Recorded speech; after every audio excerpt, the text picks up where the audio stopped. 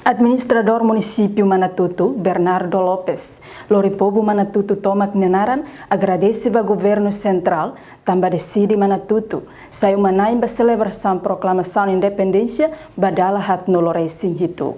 Iha lorong noloresing walo fulang novembro tinangne, povo Timor-Leste celebra lorong proclamação independência. Manatuto sai uma naimba celebração lorong histórico ne.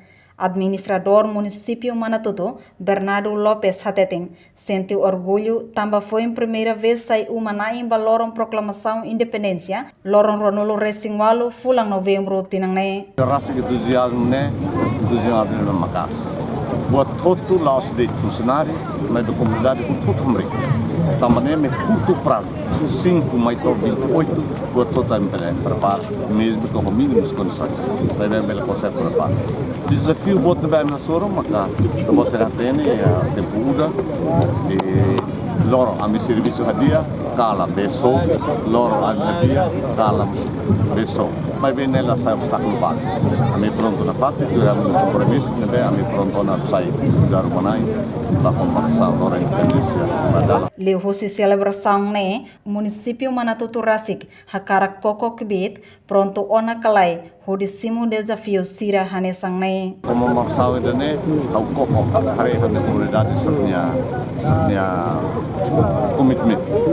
Kata kunane basiras ukunu ni kalai. Oh sira sentimen sai penom. Mas na realidade sira tudo kat sira sente. Tambah sira sente dulu, ikut mais sira participa 100%.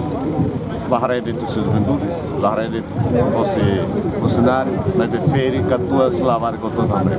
Infelizmente, escola o todo é férias. Então estudante o todo tama o a me serviço isso. Tama nema que é tempo neve limitado dele, também ela consegue preparar por. Administrador Município Manatuto, Bernardo Lopes Mosdehang, ho comemoração idane, koko atu hareba comunidade siranya komitmento, katak ukung espiritu nasionalismo, balorong especial lorong ronulo resing walau fulang novembro idane. Reportagem Marciana Amaral, Marquita da Silva, Televisão Timor Post.